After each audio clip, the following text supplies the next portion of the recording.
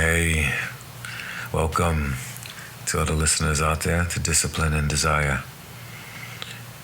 Today's episode 3, is titled Embracing the Obsidian Pill. This theme is tied with this channel, for this space is where we go inward, real, raw, and honest. Here we explore presence, essence, and liberation. It's about the dance between discipline and desire and how both shape our lives. In my memoir, The Divorcee, and my keynote, Discipline and Desire, I share pieces of my own journey. But here, I won't give you the how. I'll guide you to ask the deeper questions that lead to your own truth. Before we begin, I want to be fully present with you. And while you're with me, I desire your full presence, if able. So to get us there, let's do some breath work. Before we dive deep, let's center. Inhale for 4 seconds. Hold for 4. Exhale for 6.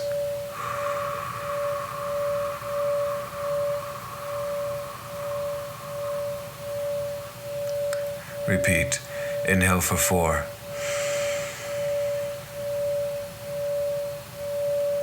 Hold for 4. Exhale for 6.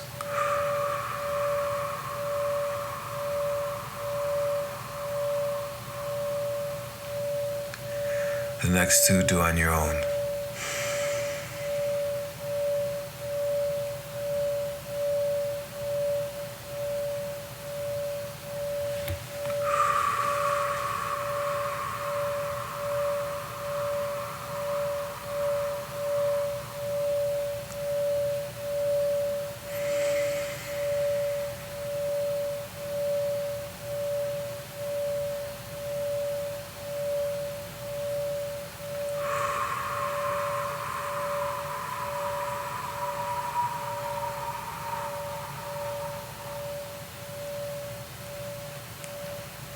Are you centered? Cool. The focus is to focus, to breathe, and to settle into your body, to be present. Going forward, I'm also going to begin or to at least mention in each episode a reflection prompt. Today's reflection prompt is on the boundaries that we have set this day. Ask yourself, what boundary did I honor today?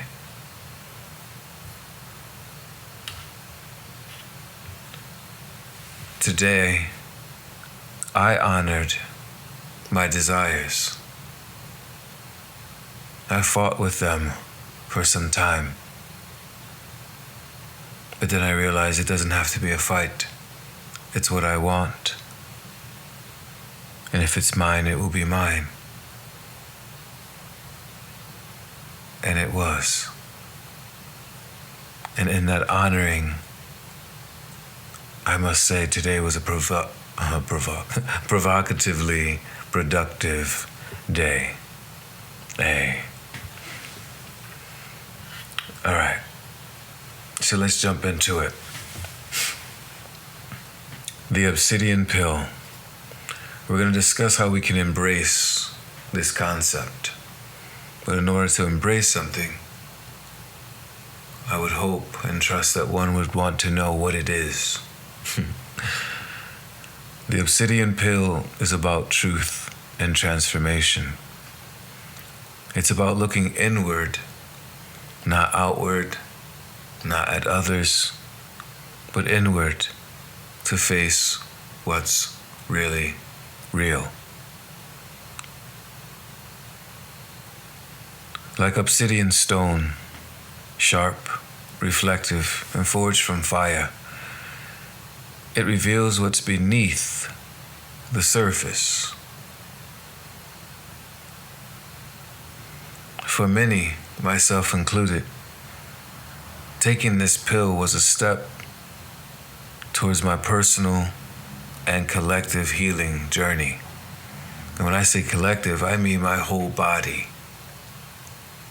From the limbs, to my skin, to my hair, to my organs, to my nervous system, the organism, organism. You hear the relation that has to be aligned, or dis-ease enters. And we'll discuss that a little bit further.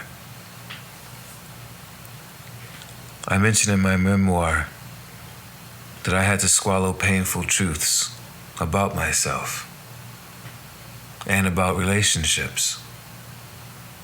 Example,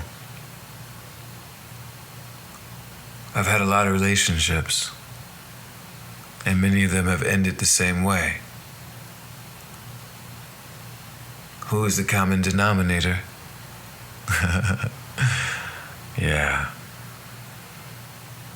This practice of Obsidian Pill helped me move beyond blame of self, blame of others, and moved me to more deep self-awareness, understanding my whys, accepting the feelings, not running from them, admitting them. There is true power of going inward. And there are many philosophical connectors. Some of you may be aware of those that I'm about to mention. Carl Jung, he speaks of the shadow self and integration. I love that word, integration. I quote, "Until you make the unconscious conscious, it will direct your life and you will call it fate. Until you make the unconscious conscious, it will direct your life and you will call it fate." In a world full of distractions, it is not easy to make the unconscious conscious. It is not easy to be centered. It is not easy to be present. But if we are not, we will be directed. And I speak to this because I kept doing a dance, a cycle. I was spinning in circles, wondering why I'm dizzy. Duh. Another philosophical connector, Alan Watts. He speaks of the illusion of separation and the beauty of presence. Quote, "When we look within, we realize there is no other, only reflection. When we look within, we realize there is no other, only reflection." That goes from love to its opposites. Adlerian philosophy, quote, "All human problems are interpersonal problems. Conflict outside often mirrors conflict inside. It is always us dealing, communicating with us." So as you continue on your journey, take on this reflection. reflect every external conflict and try to see it as an invitation to examine your inner world.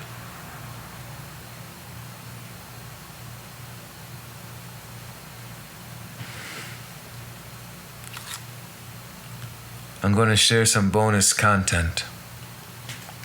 It's a bonus chapter. I didn't want to add it to my memoir, for I felt it would be too spicy if I did. But there's a bonus chapter I titled 30 Diana. It's a story of a brief season that ultimately revealed an inner wound in me. Again, I could not keep blaming others.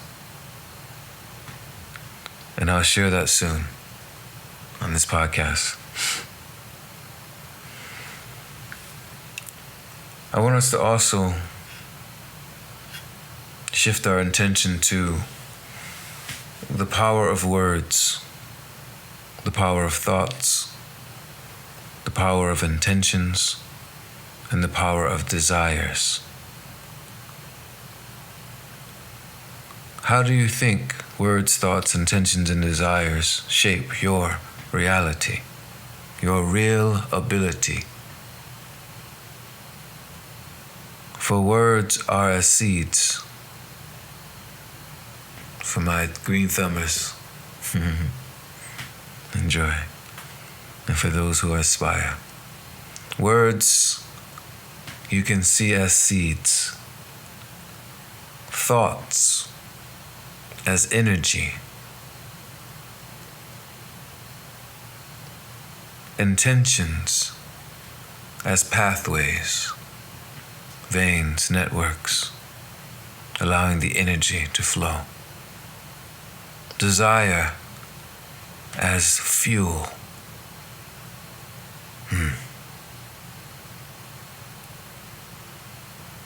When we tie this back to discipline and desire, in my world it is clear.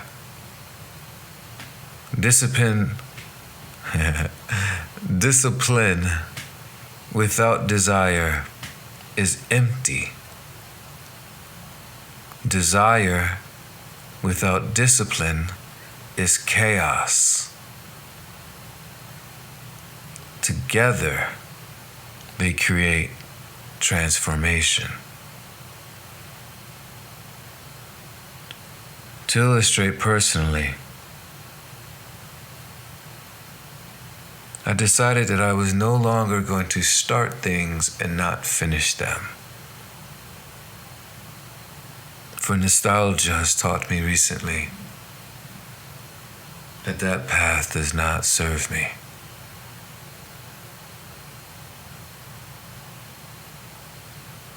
So I asked myself, what can you do? What can you finish that you've started? And I created a collective of ideas, including this right here, podcast. Completing my book, and then physically completing P90X. Yo, fellas and ladies, that is one of the total body transformation and mind programs that, as workouts have evolved, use it as a platform, use it as a foundation. Oh, have fun. I'm on day 78. And it's interesting, I've tried to do this routine at least 18 times. The longest I ever got was 60 days because my body was so amazing then. I was like, oh my goodness, I don't need to finish. But man, I did need to finish because, the transformation.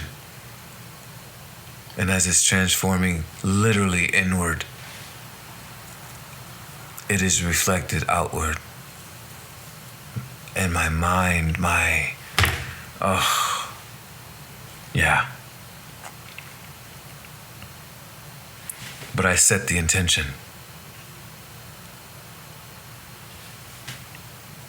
I accepted the thoughts. I challenged myself with words. In real talk, I desire to look a certain way, to feel a certain way. So why not get what I want? I love how I look in the mirror. Not just physically. And it's a segue. For we can see conflict as a mirror. Adlerian principle. Every challenge with others reflects something unresolved within ourselves. Example, a boundary crossed externally often points to an internal boundary we've neglected. I invite you listeners to consider who or what is challenging you right now. Don't overthink it. And what part of you might they be mirroring back? Take your time with that. Pin it if you need to.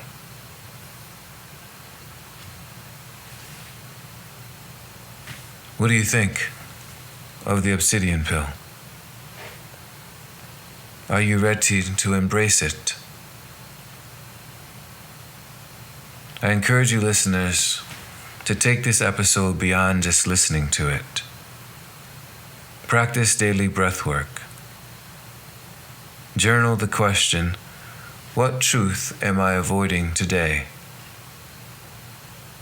Identify one relationship where inner reflection could dissolve outer conflict. And I have to tie it back to my memoir and keynote, because these are the truths that I explore in my memoir and keynote. However, the work begins with you.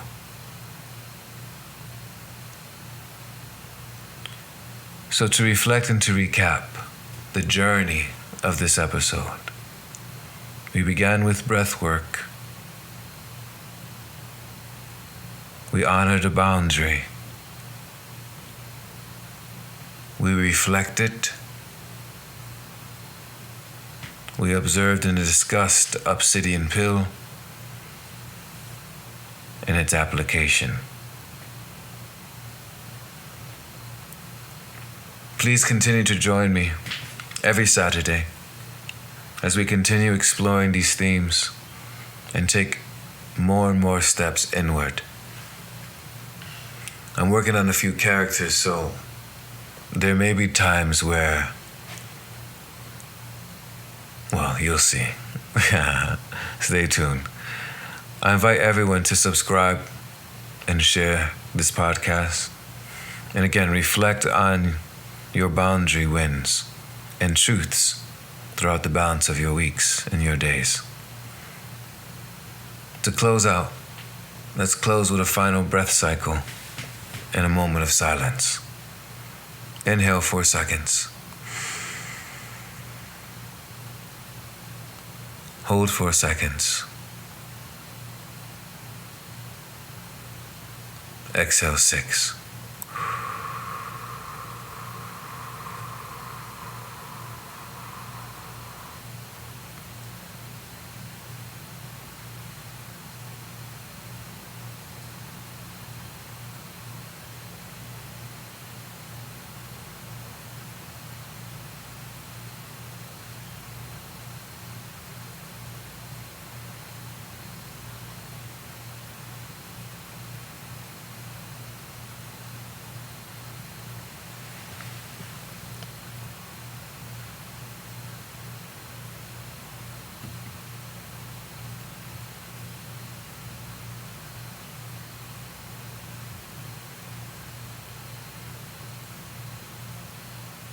Till the next time.